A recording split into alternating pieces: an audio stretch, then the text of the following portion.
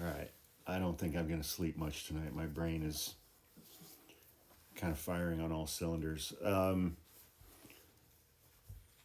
Several points. It cracks me up that Donald Trump thinks he has a chance at winning a Nobel Peace Prize while he is deploying the United States military, because that's what National Guard troops are when they're federalized. When they're federalized, they are the United States military. When Donald Trump is deploying the United States military against his own citizens in American cities on American soils, or American soil, and starting yesterday in Washington D.C., they are now armed, and they are now carrying live ammunition in their weapons.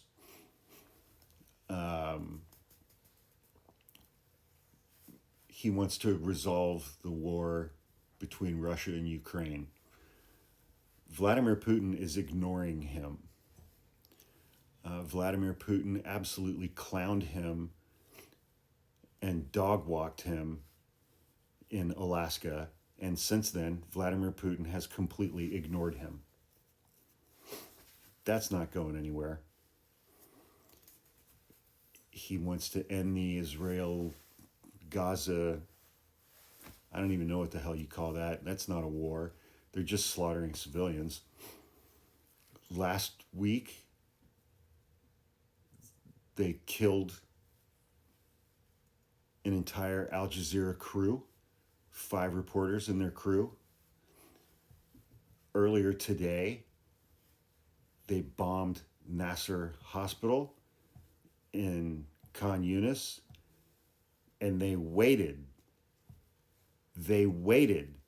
for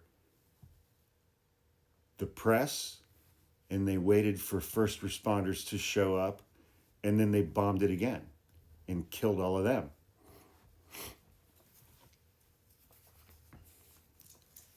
The ethnic cleansing of the Gaza Strip is official Israeli government policy now. That's not going anywhere.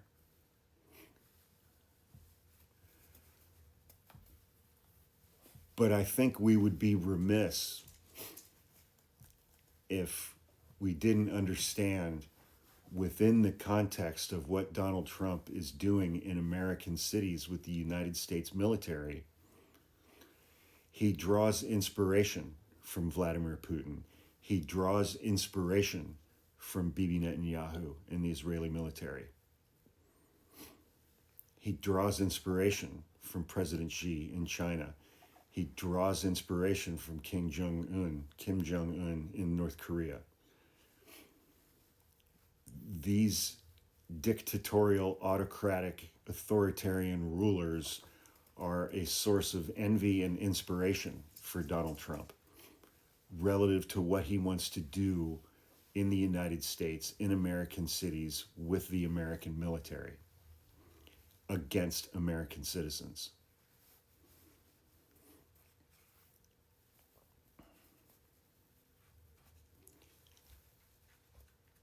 I don't know how far they're going to go.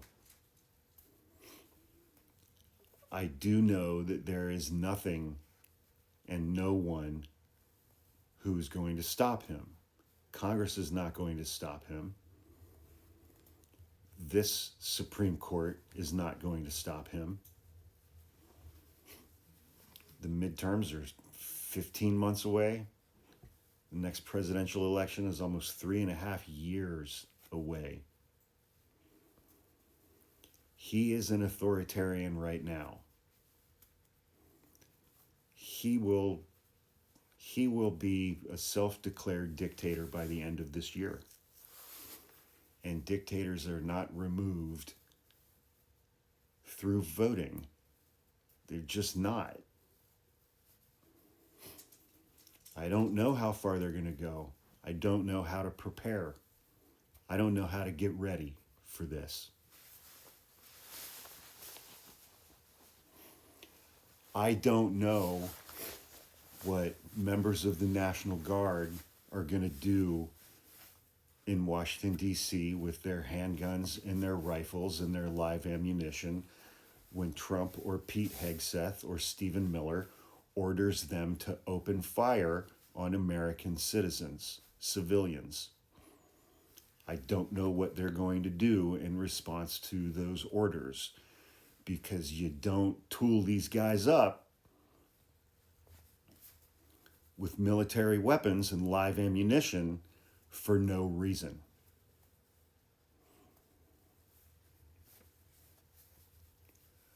I don't know how all of us are going to react or respond, when they open fire on a protest full of unarmed American civilians and there's 30 dead bodies in the street in our nation's capital.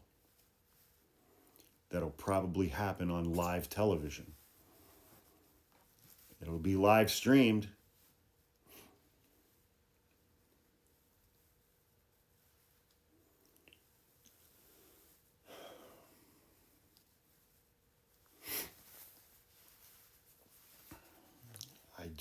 I don't know. I don't know what's coming.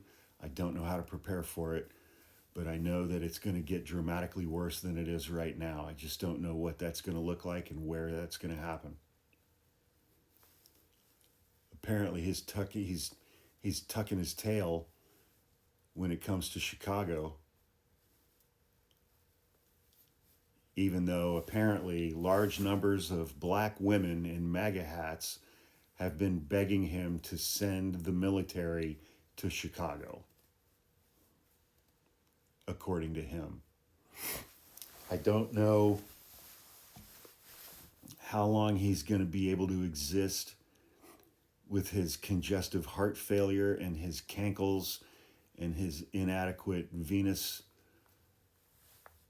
system and the bruising on his hands and the clear dementia that is settled in with him, the sundowning that now takes place in the middle of the day when he's doing an executive order signing and says on live television that he brought home all of the hostages from Gaza.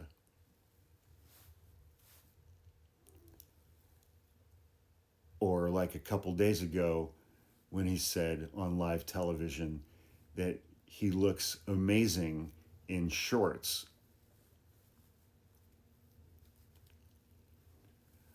I don't know how much is going to be enough for his own supporters who voluntarily voted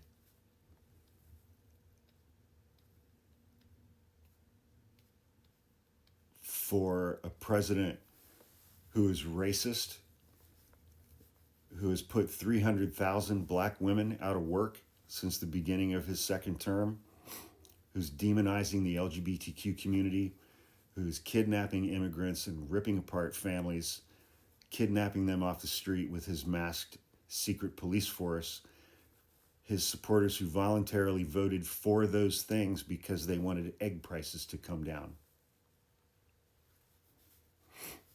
I don't know how far they're going to go. I don't know where this is going to go, and I don't know how to prepare for it.